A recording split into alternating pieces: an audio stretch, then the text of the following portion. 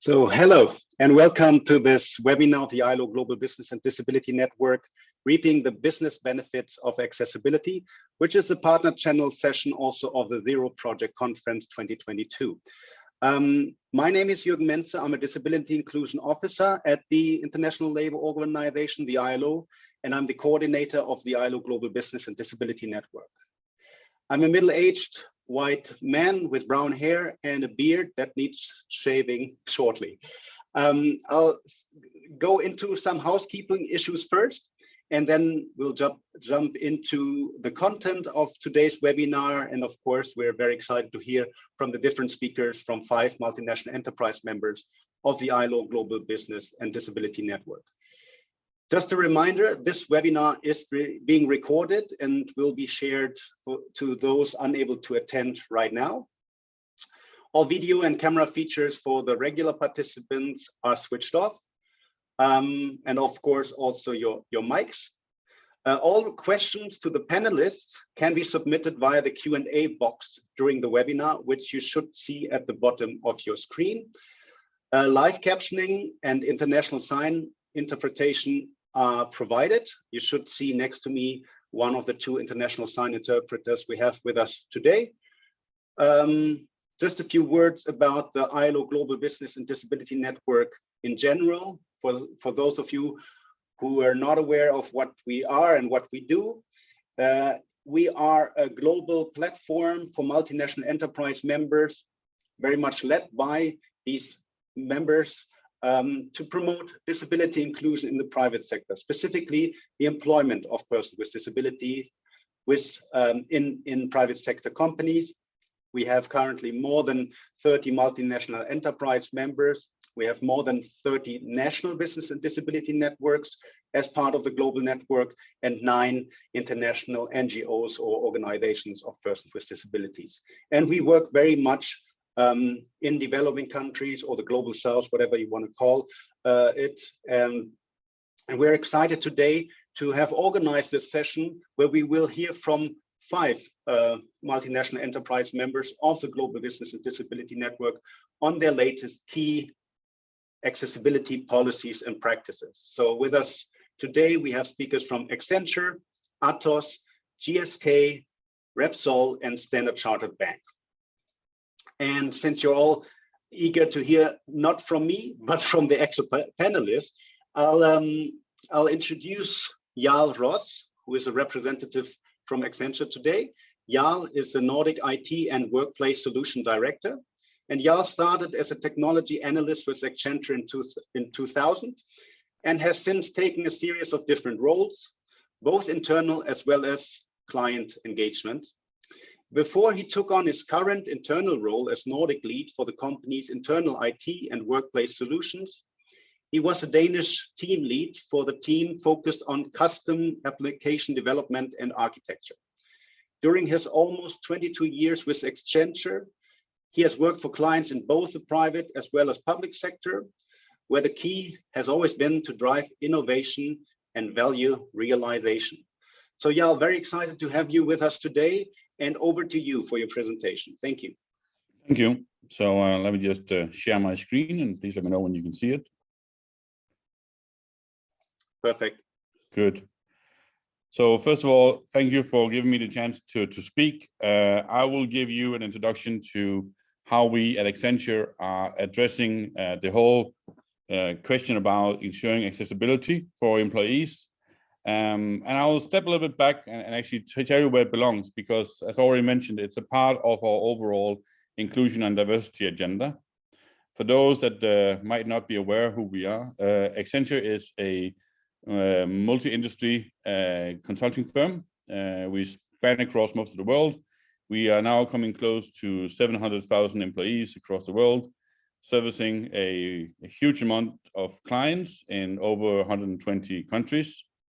We have presence in about 200 cities in 50 countries, and have about 800-ish addresses. So that means in multiple cities, we have multiple locations.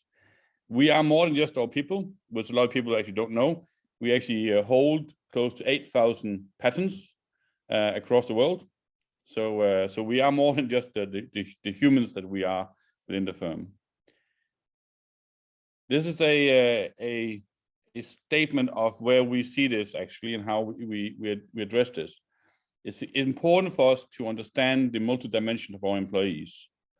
It's important for us that our employees can be who they are at work as well as at home. And all this actually is embedded with our CEO, Julie Sweet. If you go out and you Google her and you find some of her statements, you'll actually see that she's actually probably one of our biggest speakers in this area. She uses whatever chance she gets talking to multiple international companies to also elaborate on how Accenture addresses both the inclusion and diversity, and especially how we also address the people's needs and therefore their accessibility to work and function in our locations. We have equality on our agenda. We believe in equality. We believe that everybody is entitled to a fair chance and an equal chance, even though not everybody needs the same support to get there. When we talk about accessibility, we have out of all of our employees nominated close to 35,000 champions across all countries who are out there to be the role models, to be the ambassadors, to be the ones that speaks up when others might not do, to ensure that we are living our words and are not just speaking our words. We currently have well-functioning accessibility centers, and I'll come back to what that is in a bit, in 17 locations, and that number is expected to grow to double within the next few months. Of course, the whole pandemic situation around the world has hit that and hit the ambition level of it. But our ambition is actually to get this into all of our major locations. It is so that whenever we do what we call a new office build out, we actually include the themes and the ideas of how to ensure accessibility and support our people in however they need, the technologies they need, the training they need, the flexible work arrangements they need when we do our office build outs. Accessibility is in every moment of our day. It's in the way we deliver. It's the way we operate. It's how we are engaging with our clients. It's how we engage with our suppliers. It's literally a way our workplace operates. And that's why me, as Nordic responsible for workplace across our close to 40 locations in Nordic, it's a key KPI for me to ensure that I am at all times providing the best workplace for our employees, whatever their needs might be, by leveraging on leading edge technologies that I am in constant dialogue with our suppliers on, that I'm in constant dialogue with our employees through surveys, to one-to-one talks to understand what are their needs of tomorrow so we can be on the front edge. We are living the code. It's not just words and slides. It's actually what is in there. It's how we go to our, as I said, to our suppliers. We have our centers of accessibility centers. We have all of our champions and allies, not just in this space, but also in other spaces. So it being the LGBT communities, it being the gender diversity, all these other aspects is what we all embrace under one umbrella and don't separate because they all belong together. We have ways to fast and quick get support. We have tools to support employees when they're getting this. And then let me get to what's actually the most interesting thing. So as I said, in 17 of our locations right now, we have what we refer to as an accessibility center. A center can be many things. So this is one picture of what it looks like in our hub in San Francisco. And this is probably one of the more modest ones. I could have taken one of the more glamorous ones and shown you that, but it's just to show you it does not take a lot. But it's a matter of having the state-of-the-art equipment available to our employees to test and try it out in hands-on experience. So it's not something they just order from a catalog. It's something they can go down to their local office and actually pick up and try out and use. Some of it is, as you see here, physical. So it can be desks, exercising chairs, other kinds of devices. But some of it is also tools like software that we are installing on our employees' workstations to enable them to be their best. Because that is truly how we thrive and how our clients expect us to be the best we can be when we come to work. Doing it is not always enough. You also need to see how well you're doing it. And therefore, we actually also have established a measuring system where we, on a regular basis, biannually right now, actually are scoring ourselves in each location. How well are we doing? We're doing that against how well is our office equipped, both inside the office and around the office, but also how well do our people perceive what is being provided to them. So with this, I'll take any questions. And if you want to reach out to me later on, you're welcome to do so. You can also reach out to my colleague, Colleen Reddy, who is our global lead for this space, based in the US. So we all here and open for any questions. Back to you, Jürgen.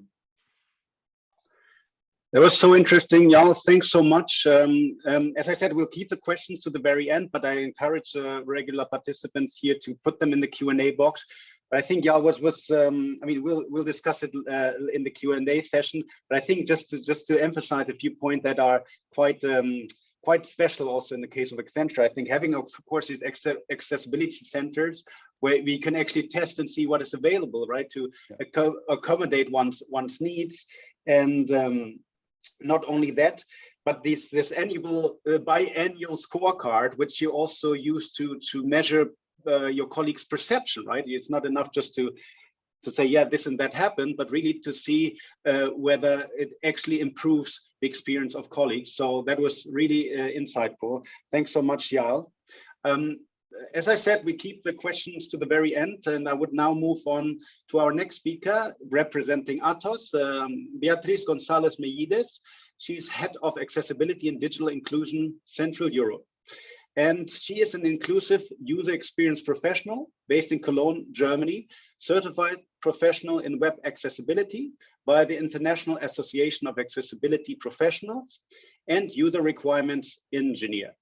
Since February 2022, so this month, she is the head of accessibility and digital inclusion in Central Europe, reporting to the global accessibility team. Beatriz has worked as a UX consultant across more than 10 countries and in 5 languages. Her passion is problem solving for all, no exceptions. I think today she will use the English language for her presentation. Beatriz, over to you.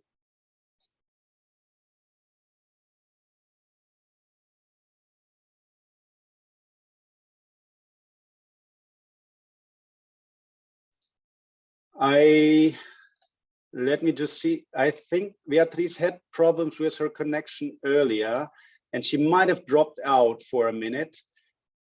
With that said, maybe we'll just move her presentation to a later stage of the webinar.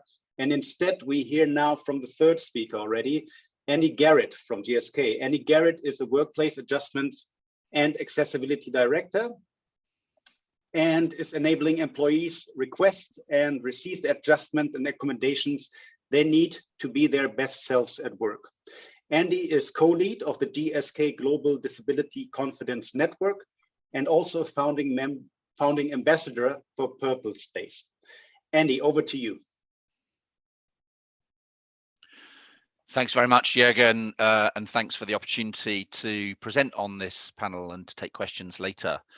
I'm a white man in his 50s with short brown hair, wearing a white shirt today. Really delighted. So if we can go to my next slide, you've already introduced the role that I do. I can tell you a little bit more about that. You know, accessibility, of course, you know, hugely important to our whole organization. GSK is obviously a global pharmaceutical organization. Next slide. Yeah. With some core values, of course, around, you know, patient focus, transparency, respect, and integrity. And of course, accessibility is central not just for our employees, but also to our partners, and of course patients. We need to be an accessible organization, and of course those are part of our core values. Trust is a central tenet for working with our employees.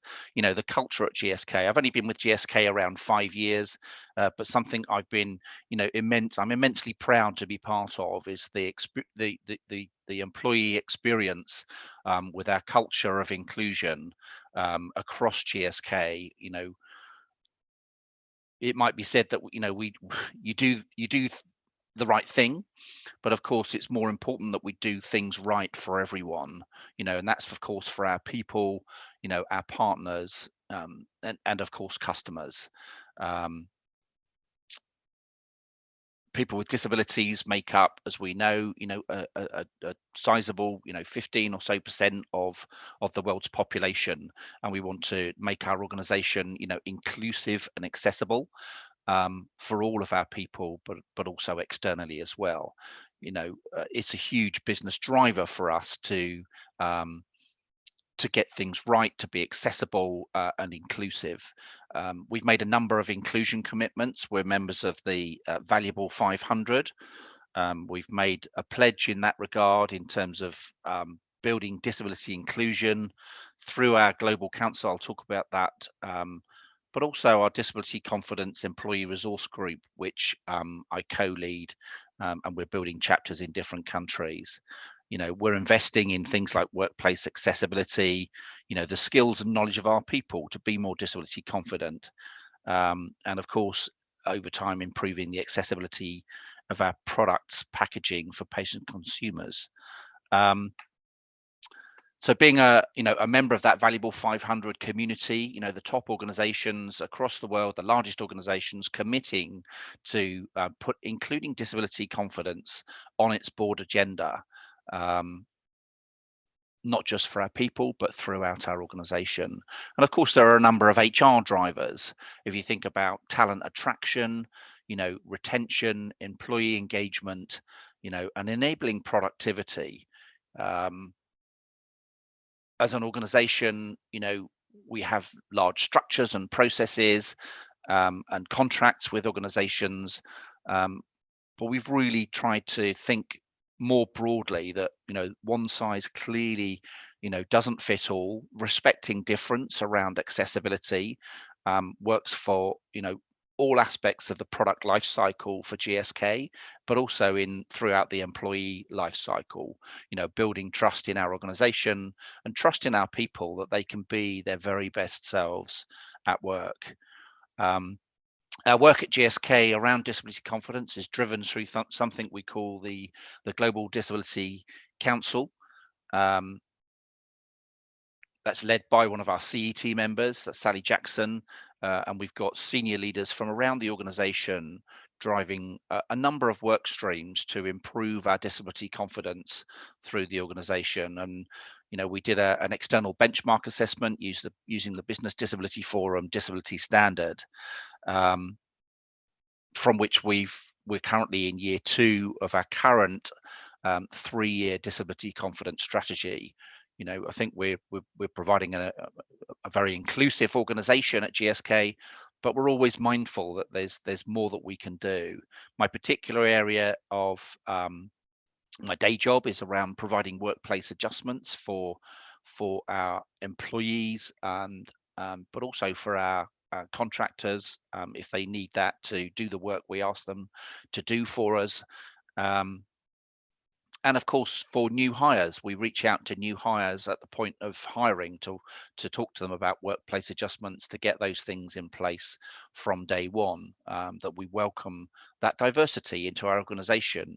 It helps us to build our diversity of thinking, creativity, and innovation, especially, of course, where people can be their true and authentic selves at work. In terms of our built environment, yes, we've got a program to improve accessibility. We developed something the year before last called our inclusive design standards. So based on ISO standards of accessibility, it's our global go-to guide for all of our built environment, for our acquiring new sites, for refurbishing existing sites, for our lease decisions, you know, to ensure that the environment and of course the fit out, what we call our smart work fit out, has moved on from the standard one size fits all. Whilst hot desking is a great feature, that kind of policy doesn't work for everyone. So of course, having an inclusive design standard, is helping us to improve the accessibility of our environment for our people, but thinking about visitors as well. We've contracted with an external party to do some independent assessments of our sites, what we call inclusive design site assessments. And the recommendations for that obviously are helping for us to focus where we're investing in our accessibility spend to improve the inclusion at those our sites within our global portfolio. Another core work stream for us is around our digital accessibility.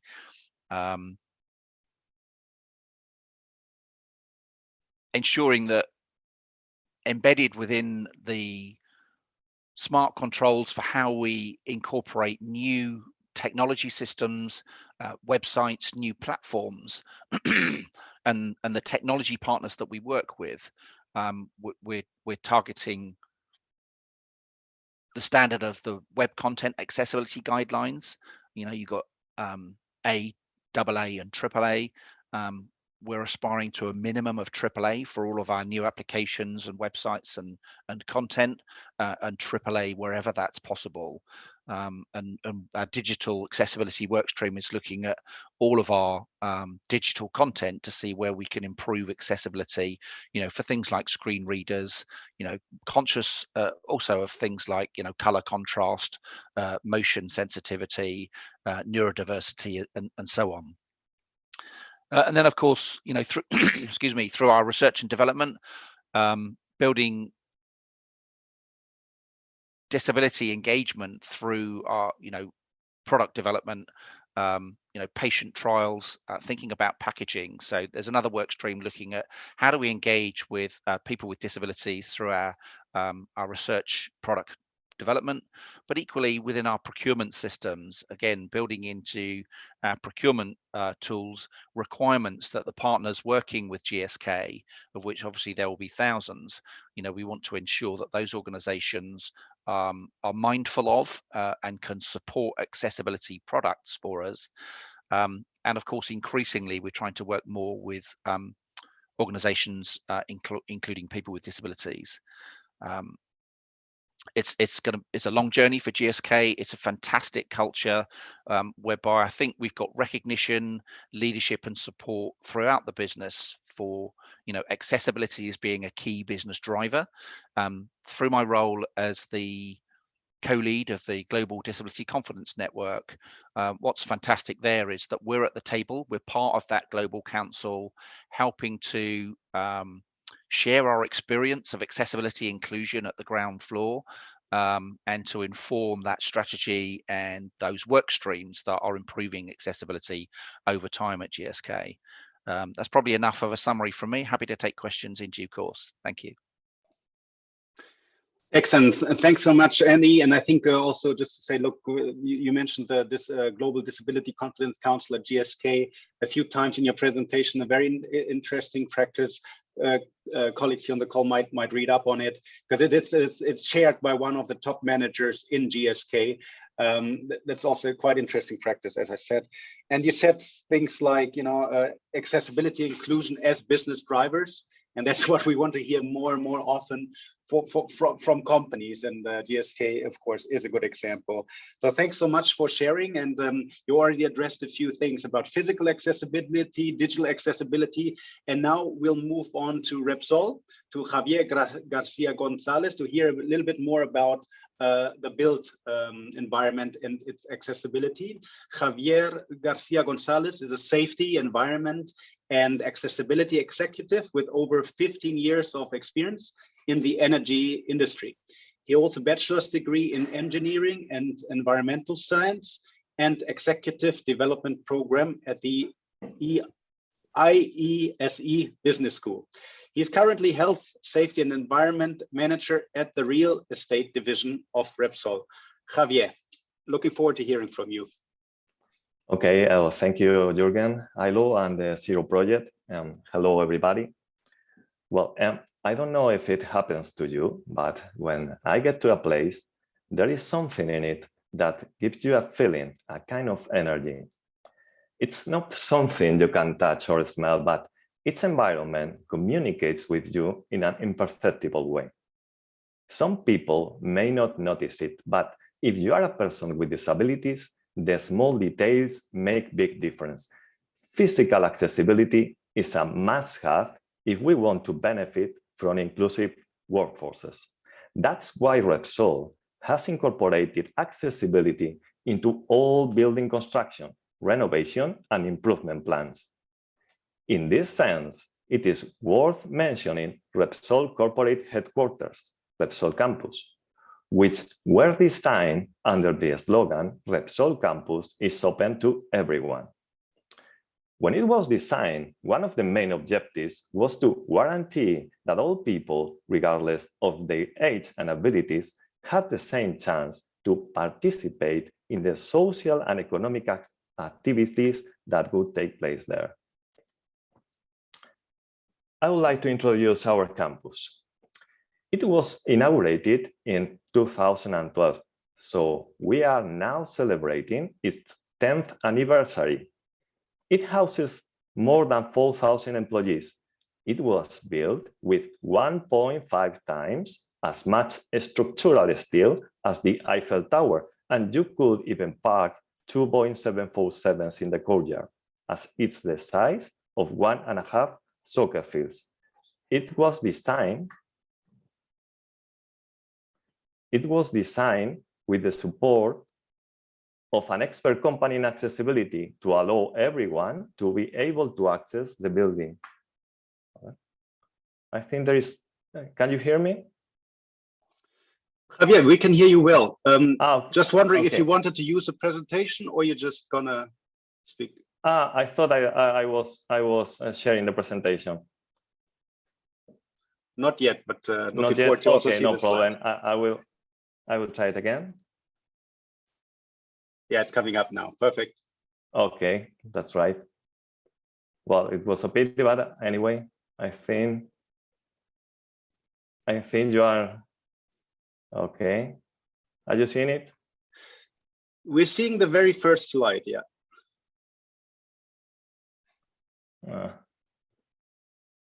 Okay. I don't know what's happening. Shall we try to share from our side? Yes, better, please. Okay, we'll do so. So let's move to the, I don't know.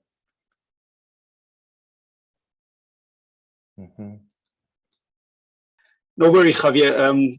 Please continue. Okay, We'll share let's in the move meantime. to the third slide, and then we can continue with the presentation. Thank you, and sorry for the inconvenience.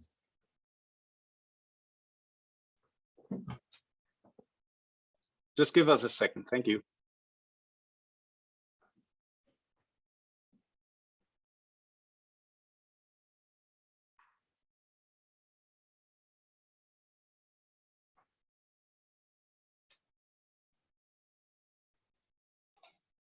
Javier, if you like, you can already continue, and then the slides will come up while you speak. Okay. Well, we maybe we are at the, well, here you are. Full screen. That's right. Well, let's move to the second slide, and then we can continue. Well, this is just for giving you the big picture of our building. So as you see, well, it's quite a big one. And then I continue with the third. Okay. I would like to speak about the origin of the accessibility project. Well, it was the experiences of lessons learned of the persons with disabilities in our campus and the evolution of the regulations and best practices. The accessibility project was created with the aim of keeping the building updated in terms of physical accessibility. It started with an assessment carried out by an expert organization in 2018. So alliances with experts is one of the keys.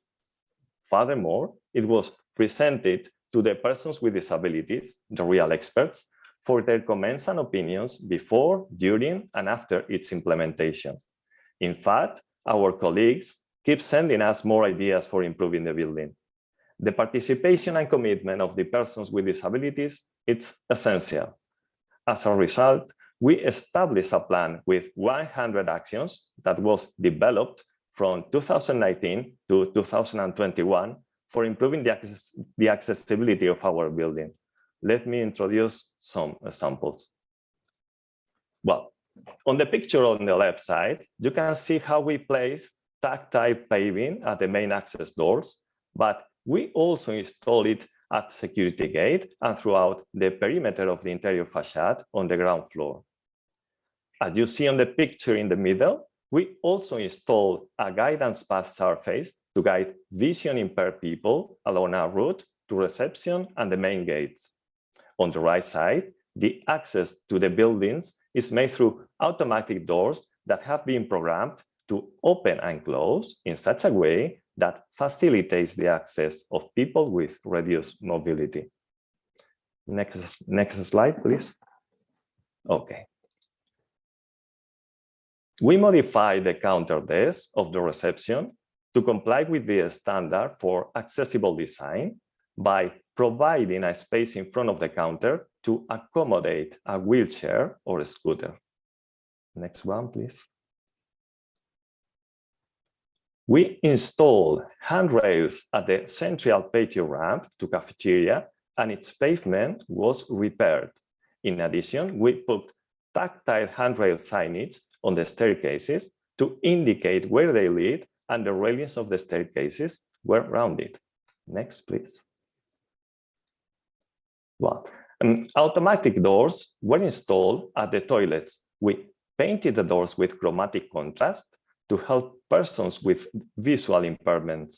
We also replaced the non-accessible handles. Next, please. Well, we placed front mirrors in the 24 elevators that we have in our campus to facilitate visibility for wheelchairs users when leaving the elevator. In addition, the opening and closing of the elevator's doors have been slowed down to facilitate access. An acoustic message sounds indicating the opening and closing of doors, information about the floor, and whether it is going up or down. Outside the elevator, the floor has tactile paving to indicate the access area. Next one. Well, we looked for a solution in the auditorium to make the stage accessible. Eventually, we installed an innovative two-in-one solution, a staircase that transforms into a wheelchair lift in a matter of seconds. Okay, so we've implemented more physical accessibility improvements. For instance, we put braille signs in all floors, we place vinyl on glass panels, we install the hearing loop in some selected meeting rooms, and we extended the hearing loop in the auditorium. We relocated the existing pedestrian crossings and pathways at the parking. But do you think that all these improvements have been noticed? The answer is they don't have to.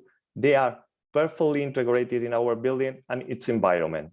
So by constantly improving the physical and architectural features of our premises, with the aim of eliminating all barriers, Repsol Campus continues to be open to everyone. Thank you for your attention. Thank you very much, Javier.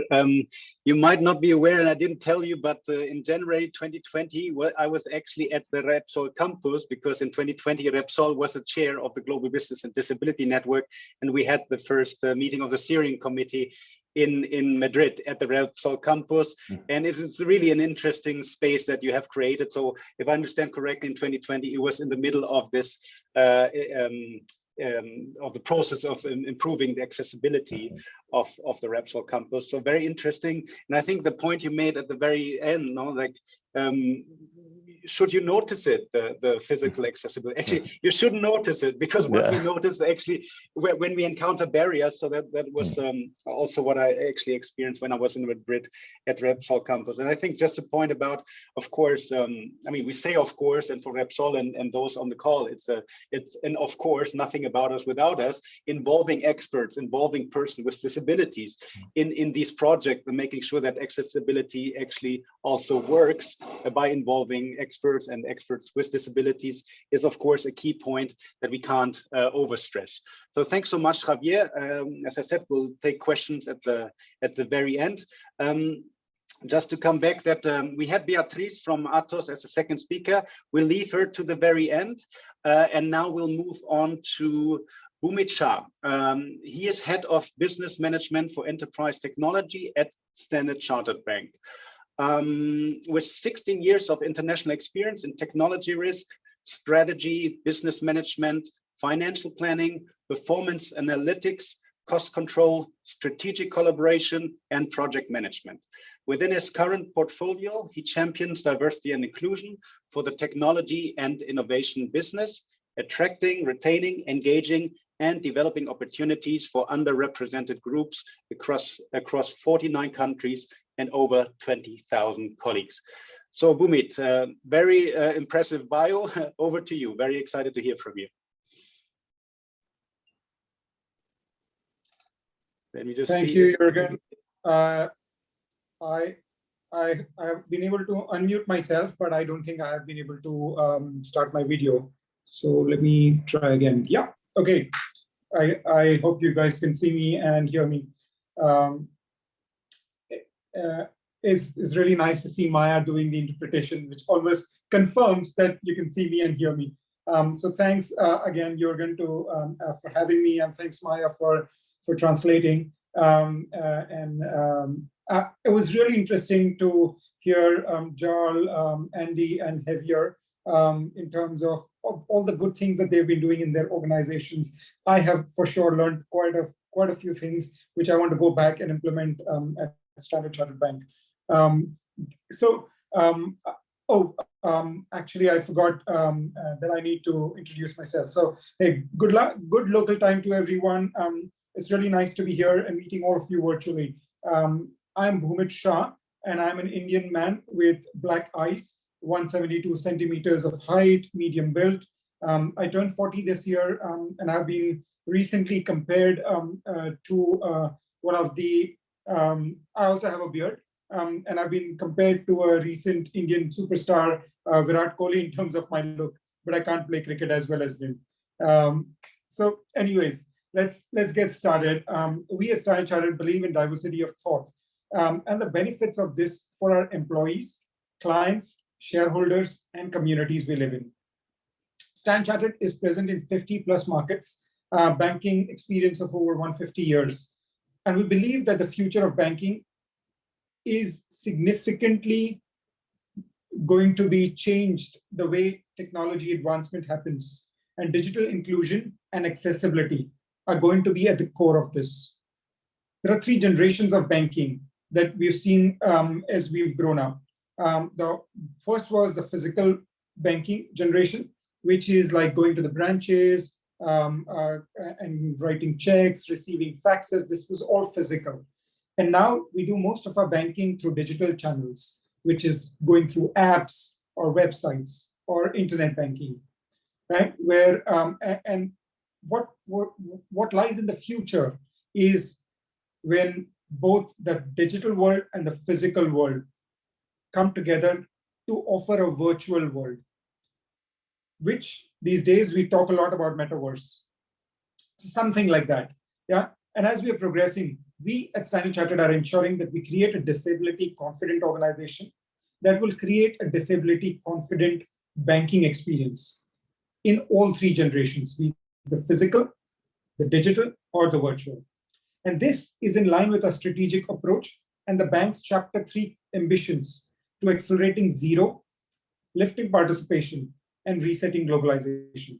So the principles of digital inclusion are embedded into our commitments that we have made at the recent Chapter 3 conference.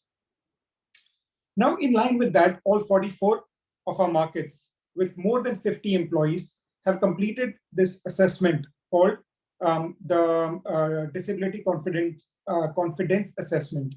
And we have included 34 disability-specific objectives within the local D&I plans. We've engaged D&I council members. We call ERGs as employee resource groups. So these are resource groups by the employees, for the employees, of the employees. And colleagues who have been involved and supported us with our confidence assessment. It's a big milestone. I'll just take a few minutes to quickly explain to you about our scorecard. It's mainly on 4 pillars. 1, inclusive processes and practices. 2nd, infrastructure accessibility. 3rd, client accessibility. And 4th, impact on our communities.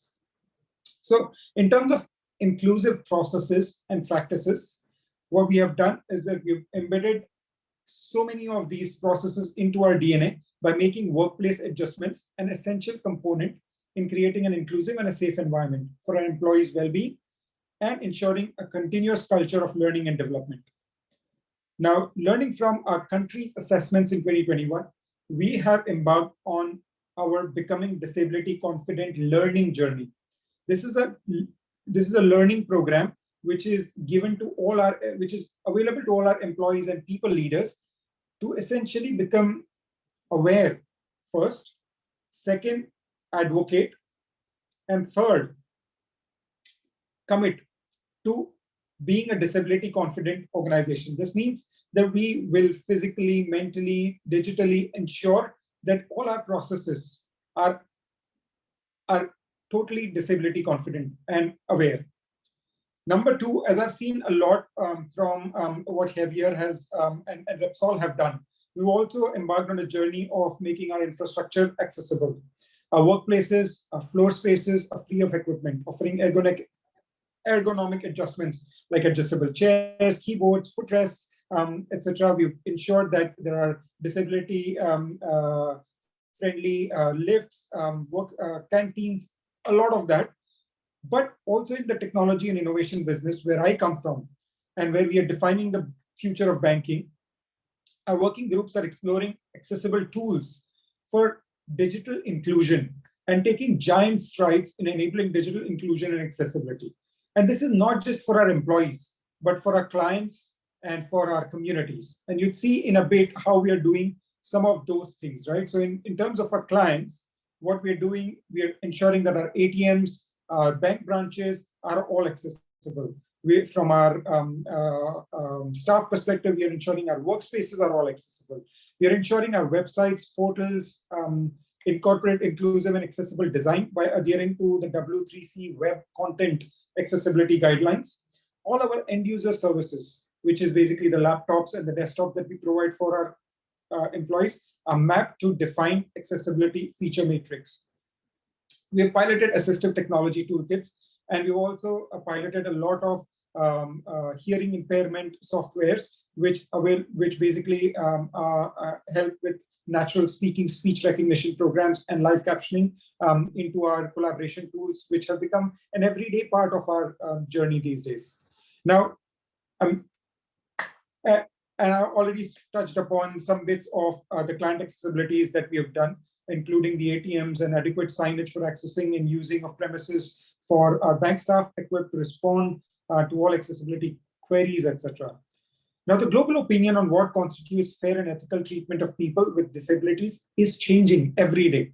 And disability is now understood to be an important employment, consumer, and a human rights issue and matter. And employees, job seekers, and customers are increasingly aware of this shift, that they're lifting the participation and lifting the expectations.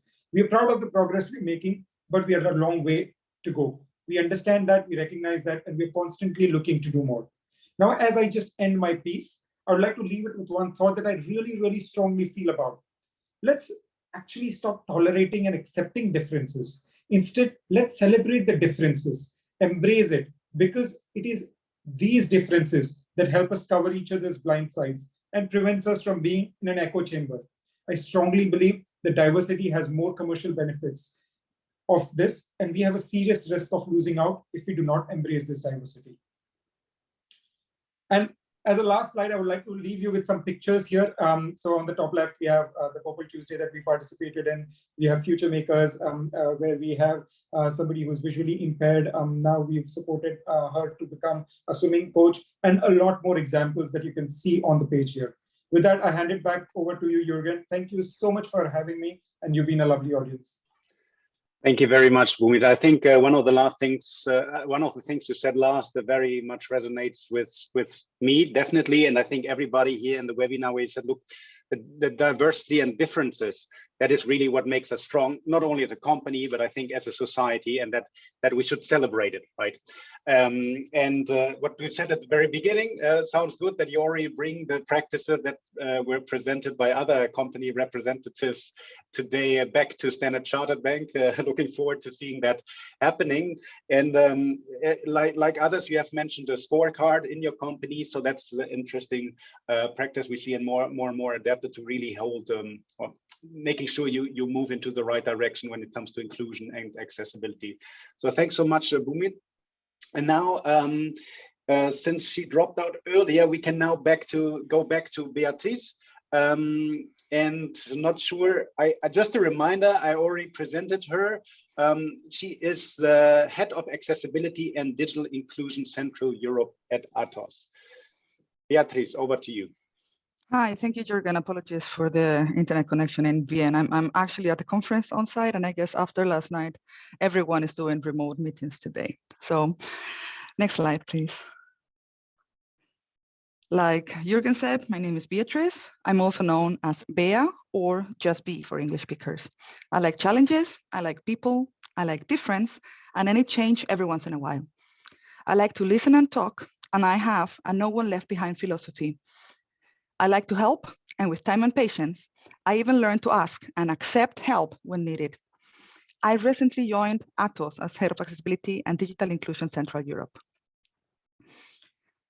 I am active in different German-speaking accessibility groups. I am the lead of the German User Experience Professional Association, and I lead there the working group. I'm also very active in the DACH chapter, that's Germany, Austria, and Switzerland, of the International Association of Accessibility Professionals. I am a certified user experience and web accessibility professional. If you want to reach out, you can find me on LinkedIn and Twitter. So let me introduce you, next slide, and next, sorry, I forgot. So let me introduce you to our accessibility and digital inclusion journey at Atos. Next, please.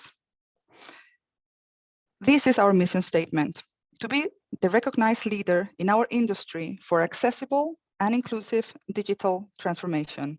Next. At Funk Accessibility Days in 2016, Jim Tobias said, inaccessibility is kinda like pollution. And this became an epiphany for Neil. The logical extension of this idea is to take frameworks designed to address pollution and apply them to accessibility. Smog is a well-known type of pollution and a negative externality. If we don't include the environmental costs of manufacture in the price people pay for goods, then society has to pay this bill. Poor accessibility is an externality of the production and planning processes. It is indeed a kind of unnecessary pollution. And the thing is, we already have an established framework for dealing with carbon emissions. So we can expand the concept of accessibility and inclusion to our accessibility sustainable approach. Our approach is based on our experience tackling climate topics, claiming that inclusion can also follow the decarbonization approach.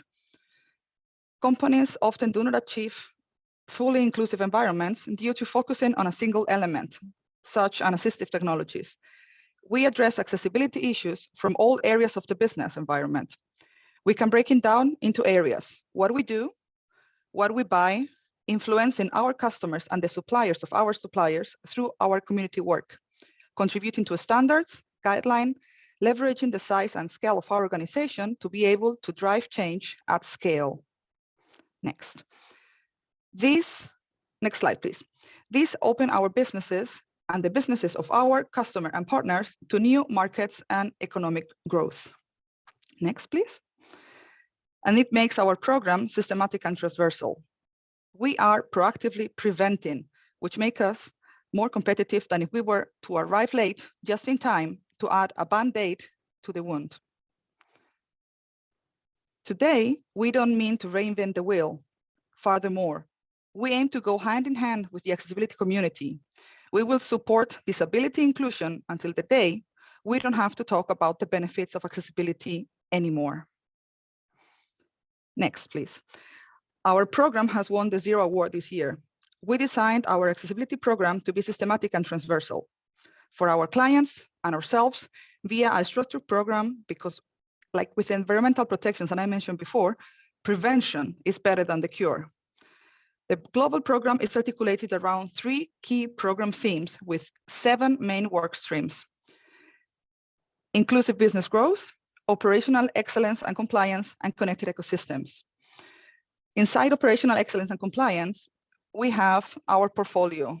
Our systems and processes focus on reporting and compliance, procurement, human resources that leads inclusive employee experience via cultural change, workplace adjustments, recruitment, progression and retention, as well as learning and development of Atos IT.